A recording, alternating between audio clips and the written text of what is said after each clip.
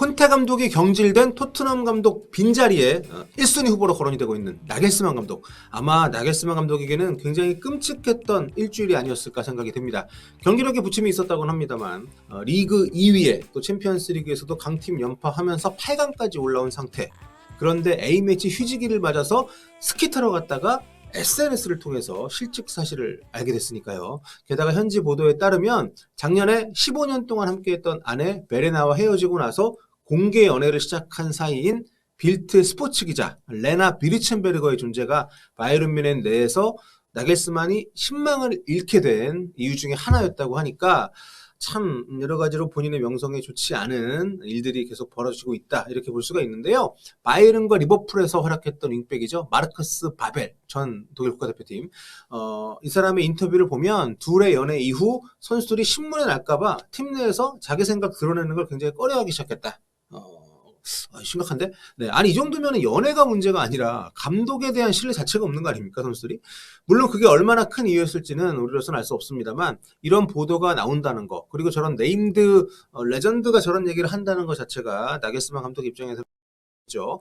나겔스만은 바이에른에서 경질된 직후에 이 레나 기자하고도 결별한 걸로 알려져 있습니다. 실직에, 실연에, 나겔스만 감독 입장에서는 굉장히 충격이 큰 한 주가 아니었을까. 이게 본인이 뭐 직감을 했다면 어느 정도 마음의 대비가 있었을 텐데 두 큰 일이 연달아서 지금 예측하지 못한 상태에서 벌어졌기 때문에 게다가 자기가 떠난 자리에 바이에른 뮌헨 측에서 전 도르트문트 첼시 감독인 토마스 투헬을 곧바로 냉큼 입성을 시켜버렸기 때문에 너무도 짧은 시간에 많은 일들이 벌어진 나겔스만 감독입니다. 이런 상황에서 토트넘 지금 뭐 영입설 나오고 있는데 글쎄요, 이렇게 좀 어수선한 상황에서 결정을 빨리 내리는 거는 쉽지 않을 것 같고, 게다가 바이에른 뮌헨이 나겔스만을 내보내면서 나겔스만 감독과 그 사단에게 위약금으로만 420억 원을 지불하는 출혈을 감수하면서 감독 교체를 단행한 것으로 확인이 되고 있습니다. 아무튼 이렇게 위약금을 주는 경우에는 대개 그 위약금이 애초에 커버하는 기간, 통상적으로는 애초에 남아있는 계약 기간, 그 부분에 대한 위약금이잖아요. 그래서 나겔스만 감독 같은 경우는 2026년까지였던 걸로 제가 계약을 알고 있는데 이 기간 동안에 다른 팀 취업이 불가능하거나 아니면 어느 정도 시간이 지난 다음에만 가능하거나 아니면 그 중에 그 안에 취업을 하게 되는 경우에 역으로 위약금을 토해내는 경우도 있기 때문에 만약에 토트넘이 나겔스만 감독을 데리고 온다고 하면 그 금액까지 보전해주는 결정을 아마 해야 될 겁니다. 물론 나겔스만이 토트넘에 온다는 간다는 전제 하에 말이죠. 나겔스만 감독은 선수로는 거의 아무런 경력도 쌓지 못한 인물입니다. 21살 어린 나이에 직후에 시작한 지도자 부문에서 탁월한 역량을 발휘한 인물이죠. 2015년 호펜하임 19세 이하 팀을 맡아서 분데스리가 19세 유스리그 준우승을 이끌어냈고요. 당시 김진 선수가 뛰고 있었죠. 호펜하임 1군 감독의 전격 부임을 하게 됐습니다. 1987년생이니까 이때 나겔스만의 나이가 만으로 28살이었어요. 굉장히 파격적인 선임이죠. 주위의 모든 우려를 불식시키면서 시작부터 대단한 성공을 일궈냈습니다. 파격적이라는 말이 굉장히 많이 부정적인 어떤 전망들을 끌어내기 마련인데 나겔스만 감독이 부임하자마자 정말 팀을 빠르게 수습을 하면서 어린 선수들 중심으로 재편을 했고요. 강등권의 팀을 일부에 잔류시켰을 뿐만 아니라 그 다음 시즌에는 독일 올해의 감독상을 받았습니다. 팀을 분데스리가 4위로 끌어올리면서 챔피언스리그 플레이오프 티켓을 따냈기 때문에 그때 플레이오프에서 리버풀한테 지면서 그 시즌에는 챔스에 못 나가고 유로파로 떨어지긴 했지만 어쨌든 엄청난 성과죠. 호펜하임이라는 팀이 그 전에도 그렇고 그 뒤에도 그렇고 챔피언스리그를 나갈 수 있는 이런 시기를 사실 전무후무하게 나겔스만 감독 때 이뤘거든요. 그 뒤 라이프치히를 거쳐서 2021년 바이에른 뮌헨 감독에 부임을 했습니다. 최고의 선수들이 모인 바이에른에서는 다양한 전술을 좀 구사를 했는데 그 이전에는 3백을 굉장히 잘 쓴 감독이었습니다. 콘테와 다른 점은 어린 선수를 적극적으로 활용을 하고요. 콘테 감독은 정말 쓸 사람들만 쓰는 이런 패턴 그리고 어린 선수 끌어올리는 거 거의 잘 없고 아무튼 전술적 융통성이 콘테에 비해서는 훨씬 다양한 굉장히 변화무쌍한 지도자입니다. 선수에게서 기존의 주 포지션이 아니라 다른 역량을 발견해서 이전 어떤 팀에서도 보지 못했던 성공을 안겨주는 나겔스만 밑에서 커리어 하이를 기록한 선수들이 많습니다. 나겔스만은 떠나고 나서는 다시 옛날로 돌아가는 이런 바이에른 뮌헨에 와서는 주로 이제 포백을 썼는데 이게 형태상으로 포백이고요. 오른쪽에는 센터백 성향의 풀백을 배치하고 사실상 변형 3팩 형태로 수비 중을 짜는, 왼쪽에 알폰소 데이비스, 오른쪽에 파바르 뭐 이런 식으로 또 수비 4명 모두가 기회가 되면 오버래핑에 적극적으로 가담을 하는 이런 전술 성향을 또 갖고 있습니다. 그러니까 수비적으로는 약간 불안 요소가 있긴 하지만 어쨌든 굉장히 보는 재미가 있는 팀이죠. 앞쪽에서도 아주 강력한 압박 수준을 요구를 하는 그런 공격 라인의 운용을 또 가져가기 때문에 현지에서는 토트넘에 오게 될 경우 스쿼드에 적지 않은 변화가 있을 것으로 예상을 하고 있습니다. 뭐 3백을 유지한다고 보면 양쪽 윙백들 같은 경우에는 활용이 콘테 못지않게 공격적이긴 할 거예요.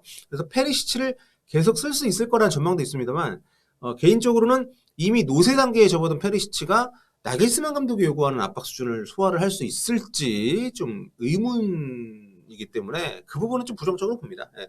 지금 토트넘이 스펜스, 뭐 우도지, 포로, 로얄, 세세뇽 다 뭐 어리면서 풀백을 볼 수 있는 메인 포지션이 풀백, 윙백인 선수들이고 나겔스만 성향을 감안하면 여기에 뭐 탄강가, 뭐 데이비스, 파페사르, 모우라, 산체스, 뭐 로메로 이런 선수들도 저는 그 자리에 쓸 수 있는 여지가 있다고 생각합니다. 페리시치가 아니라도 굉장히 다양한 그림의 조합이 가능한 사이드 구성이어서 물론 새로운 선수 영입도 물론 하겠습니다만 굳이 페리시치를 오히려 큰 문제는 저는 최종 수비라고 보는데요. 지금 토트넘의 지능적인 세터백이 부족합니다.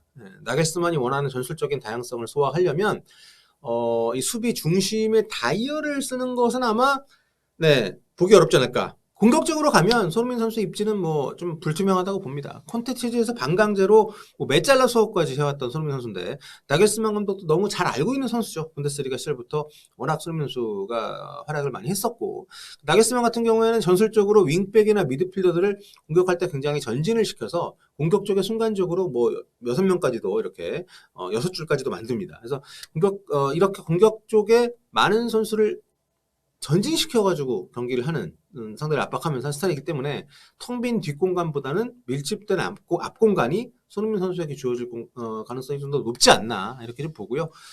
물론 이 모든 게 나겔스만 감독이 토트넘에 왔을 때 얘기고, 그리고 뭐 팀이 바뀌고 선수 구성이 바뀌면 뭐 감독이 기존에 해왔던 축구의 변화를 줄 수도 있는 거니까 재료가 다른데 똑같은 요리를 만들 수는 없잖아요. 물론 콘테처럼 그렇게 하려고 하는 사람도 있겠습니다만.